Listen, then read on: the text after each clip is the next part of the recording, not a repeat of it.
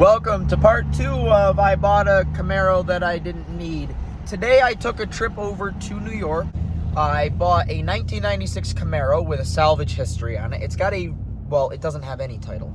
I have a current registration that I'm going to try to use to register and retitle the vehicle with a rebuilt title, so to speak. This car is a otherwise stock to 410 gears in a stage 2, whatever that's supposed to mean, shift kit. 96 F-body Camaro with 128,000 miles on it. LT1 4L slippy car. But it has the 410s with the True Track locker. So hopefully it's going to be fun. It's going to do good burnouts. I bought it for $1,000. I have a set of C6 wheels. Also plan to do some slight exhaust modifications. It's got a Flowmaster. I think it's a Series 40 on there. Whatever it is, it's too quiet. It is also in need of a battery, which I have a used one in the back seat that we're going to throw in. Hopefully it works. Hopefully it holds charge. And it needs some other little stuff. The clear coat's peeled off the car. Somebody did a terrible paint over paint job. It kind of looks like a wrap, but I really think it's paint. It's peeling terribly. I might just take a pressure washer to it to get rid of it. The heater is looped. If you don't know what that means, when people take like heat out of a vehicle, they take the hose that goes to the heater core and they loop it from one side of the water pump to the other. Usually people don't do that in these cars because it doesn't reduce any weight. Usually these cars have heater cores that go bad, and that's why people do them. This is a video I took at a car wash right next to the guy's house. You'll be able to see the clear coat peeling and the wrap or paint or whatever that is peeling. You can also see the trashy wheels that are on the car, as well as how the interior looked when I got it. It had all those extra parts in it, as well as some exhaust stuff and some other interior parts and some air conditioner stuff. I have some oil today. I have a window motor because the driver's window got stuck down, so it's gonna need a window motor. I have a tarp over it right now, but I gotta fix that, and I'm gonna clean it up today. Otherwise, what I have planned for it is probably to get rid of the cats. I have a catless Y pipe for it out of my last car. I need to put a radio back into it. Probably some wheels. It really needs some wheels. I have a set of C6 wheels that I have yet to decide whether or not to use. I did give it a little burnout test here. I ripped a quick donut, laid a nice little heater right here, and I do approve.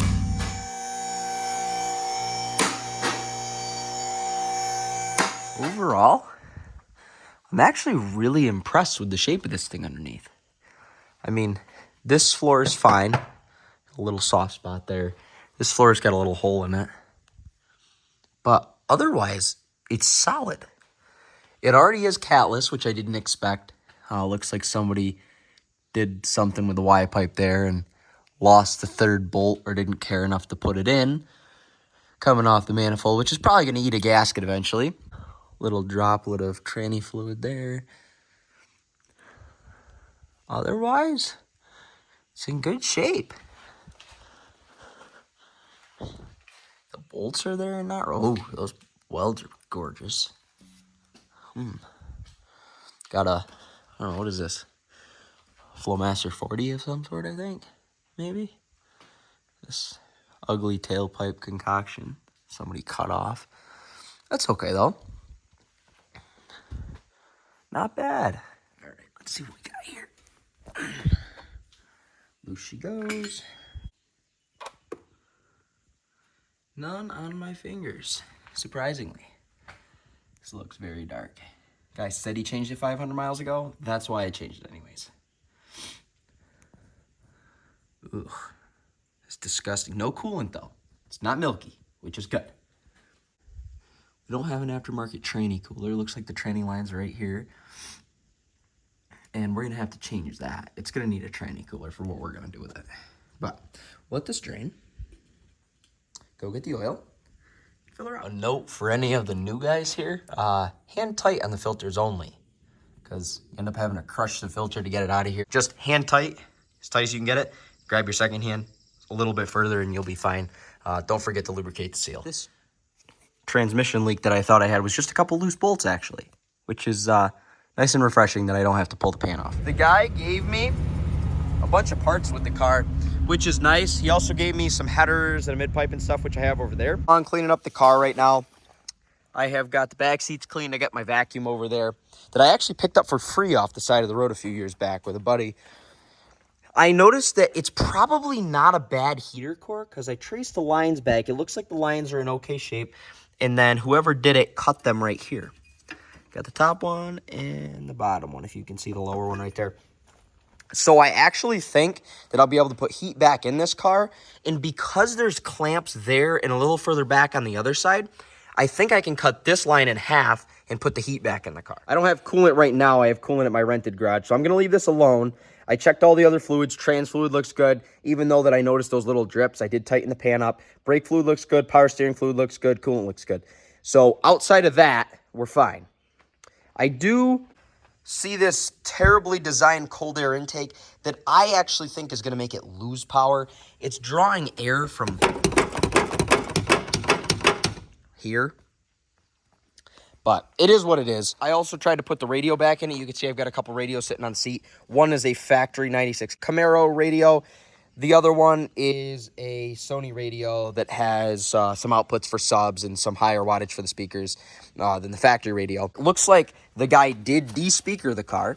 These are the factory subs, it looks like, and it looks like he just threw the speakers away. We are out of luck on the stereo today. I may just run a Bluetooth speaker because, I mean, it's a budget build. I don't want to buy 4 speakers and put them in here. We don't have any of the right size speakers for this car. Taking it for a little drive now that it's all cleaned up. It's the first time I've actually had the car out on the road. It goes through all the gears very well. Windshield's disgusting. It really needs windshield wipers and some other stuff. I can't get this window to go up still, so I'm gonna put a new window motor in it that I have in the back seat in next video. But I wanted to go for a little drive. I did clean it up pretty decently. It does run well. It's got the check engine light on. I don't know or much care for what. It's also got an ABS and the traction control light on, both of which are services I would not be using if it had them. So the interior is kind of stained up and beat, but it's got the 30th anniversary seats in it and that one-piece headliner thing that they put in like the aftermarket without the sun visors. I actually prefer the sun visors, but oh well. You could definitely feel the shift kit in the car. It peels them from first to second gear without a problem. Here, I'll put her down in second and give you guys a little. I'm not going to touch the brake at all. It'll just be gas.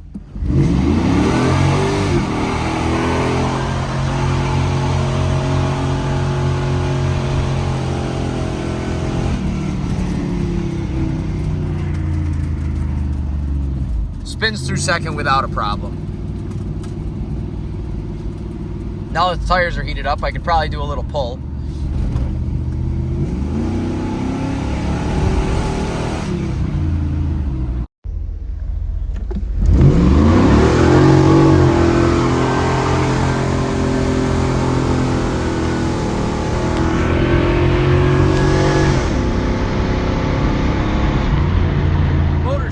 All it has is that cheap, trashy cold air intake. It doesn't have injectors, it doesn't have a cam, it doesn't have headwork, it doesn't have springs, it doesn't have roller rockers. This thing has nothing. It is just a 4L60E with a shift kit, a mild stall, and 410s. I'm very surprised with how the 410s perform, especially in this automatic car. I mean, it cruises decently because it has a lockup converter in it, and it does its job very well.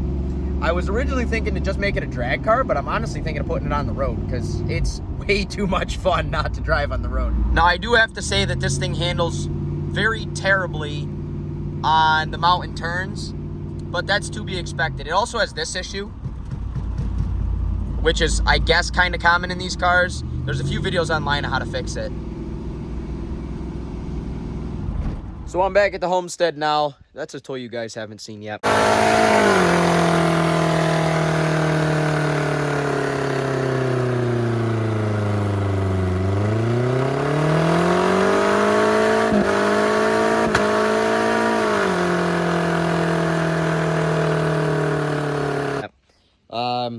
That's how she sits for tonight.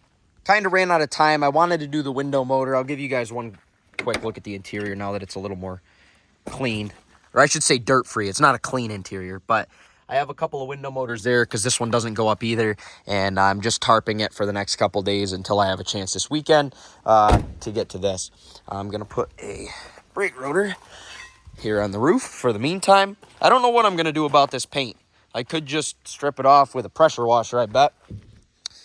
I hope it is as enjoyable to you to watch me buy these things and spend my money on stupid stuff that it is to me to be the one doing it.